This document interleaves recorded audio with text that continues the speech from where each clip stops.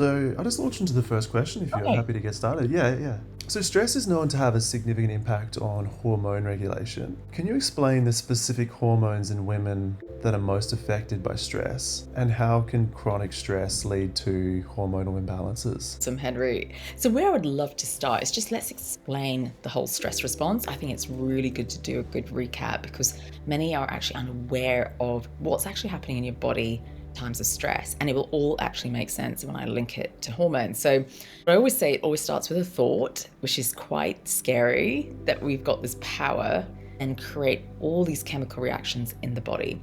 That thought is creating fear. For whatever reason, it's creating fear. And in today's world, it could be embarrassment. Oh, I've got, an important meeting coming up. Oh, I've got a deadline. Or I'm just overloaded with a ton of things to do. What it does, the amygdala, which sits in your brain, detects fear. And then it sends signals to the hypothalamus, which then sends signals to the adrenals. And that's where we really want to focus on. The adrenals, sort of forgotten in conventional medicine, to be honest, because we don't even address them. So adrenal glands sit on top of your kidneys. They secrete cortisol, adrenaline, noradrenaline, but they also produce progesterone, estrogen, testosterone, aldosterone, and mentioned cortisol. So that's all coming from mother hormone, quinolone. But before that, it's made from cholesterol. I'm just going to park that to the side for now. Going, right, let's just get back to that fight or flight response. Cortisol, adrenaline, noradrenaline, and the sympathetic nervous system, which I think many of your listeners are very familiar with. So that's that fight or flight response, telling so many different parts of the body to take action to get me out of this situation. The body's not interested in digestion. It's saying, right, I'm going to increase your heart rate, I'm going to increase blood flow to the muscles, we need to get you out of here, fight, flight, or freeze. And it's really important that this is the nervous system that's connected to so many parts of the body, including the gut. So I'm going to go back to the gut.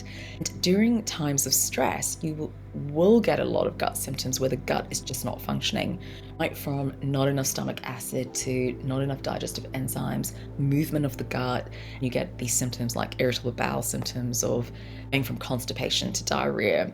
And there's a direct link to the nervous system.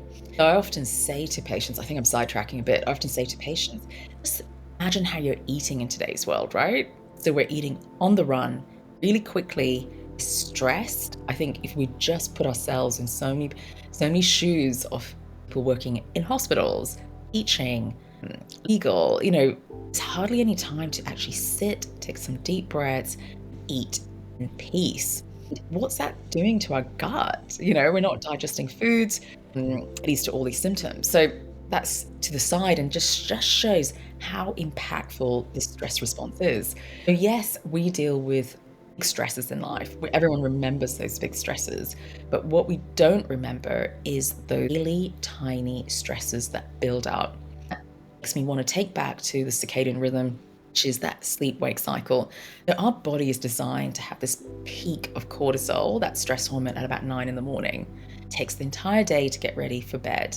What happens in today's world when you're going, oh my God, I've got this to do, I've got this scary presentation to do, no, I need to address this full person at work, life's not that great. It peaks, it keeps spiking throughout the day. Your body becomes dysregulated. It's never been designed to be in this chronic state of high cortisol. As a result, it affects sleep, leading to insomnia. It affects gut, affects so many different parts of the body. And now I'm sort of linking it back. Hormones. So one day of stress is actually probably not going to do a lot if you know how to relax, de-stress, and understand what's happening to your body and create space to bring that cortisol down. But in today's world, we're carrying it, and we're carrying it not for days, we're carrying it for months, if not years. It's that build up of that heightened response to the point where it's normalized. And that's, I think, something really important to say. Amygdala sits at your baseline, and your baseline is whatever is familiar to you. Many people are actually sitting at a level of anxiety. It only takes a little trigger to create this chronic stress response. And the American Institute of Stress did say 80% of GP consults are related to stress. And this is the chronic stress. So Let's go back to the adrenals. So cholesterol becomes pregnenolone, which then becomes progesterone, cortisol, HEA, which then becomes testosterone and estrogen. Just so our audience is aware, so very familiar, people know what progesterone is if you're female, estrogen, testosterone. So let's link it back to a menstrual cycle for a female. So the first half of the menstrual cycle, there's a gradual increase in estrogen, then ovulation happens, and then there's a gradual increase in progesterone. And what we've forgotten is hormones are key to our mental health. I often say to patients, they can drive us crazy if they're not balanced. And often people don't really understand how crucial it is for balance in these hormones. So progesterone. Now let's talk about progesterone. So it's actually so important for anxiety. It's our natural anti-anxiety hormone. It supports GABA, so it supports sleep. It's neuroprotective as well. So there's a lot of benefits of progesterone. And of course, when estrogen declines, then many people are familiar with the menopausal symptoms of hot flushes, night sweats, brain fog, low energy. I'm very familiar with that. But if we go back to progesterone, we've forgotten about it, to be honest, and how important it is for mood and sleep. So let's go back to that whole pathway of cholesterol becoming pregnenolone, which becomes progesterone, and it also becomes cortisol. What happens in times of stress? The body's going, hey, I actually need a ton more cortisol, a lot more cortisol than progesterone. So it favors the production of cortisol. It's called pregnenolone steal. And it's well documented in research papers. So imagine that if that's going on for weeks, months, not. It doesn't take long actually to see the imbalance of hormones.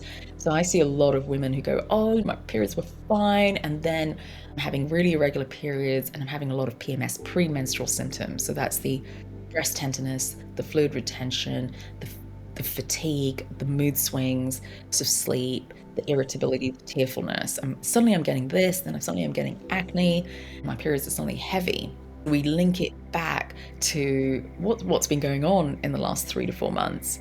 That's the stress response affecting these hormones.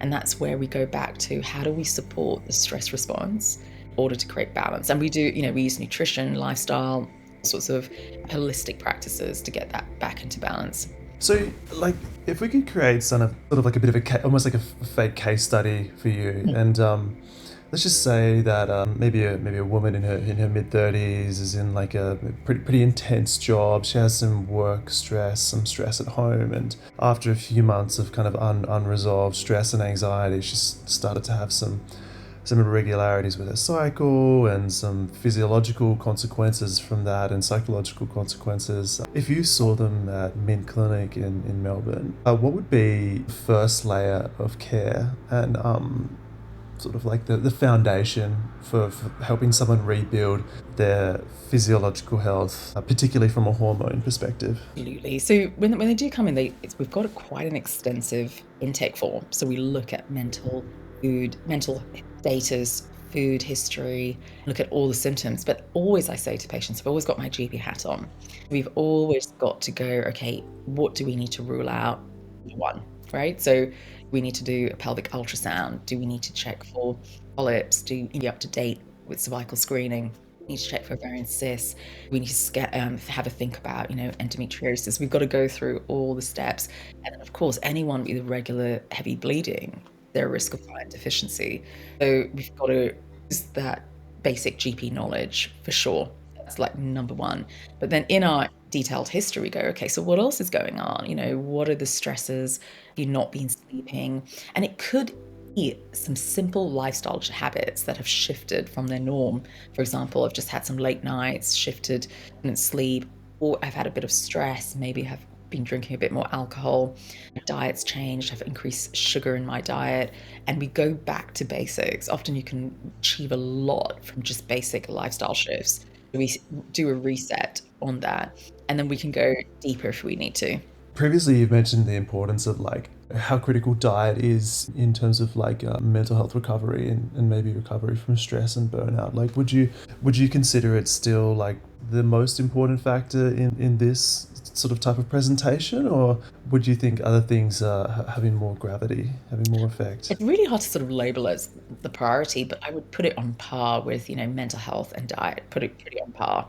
Sure, because one affects the other, both affect each other. And you can't almost even separate them because when we're not feeling great, our food choices are not great. And that makes us feel even worse.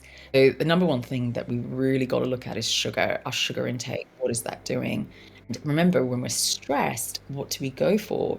Sugar, caffeine, alcohol all disrupt our rhythm. And a really important aspect that I need to mention is the intake of caffeine. Um, Caffeine increases your cortisol, adrenaline, or adrenaline. It's a spike. How many coffees a day are you taking? How is that affecting hormones and your stress, the impact of stress? And it's simple things like that. And another thing, caffeine lowers your magnesium. So I do look into nutrients. Magnesium is needed for over 600 chemical reactions. It's well documented, well researched. I think I did a quick PubMed look and research, and it was like over 1,000 papers on magnesium, and it was so quick for them to come up with it activates vitamin D, it activates B6. So we lose magnesium when we're stressed, which makes us more prone to stress. We lose magnesium in sugar, caffeine, alcohol. Can you imagine the cycles we get into? Starts off with simple stress reaction, do behavioral changes, leading to nutrient deficiencies,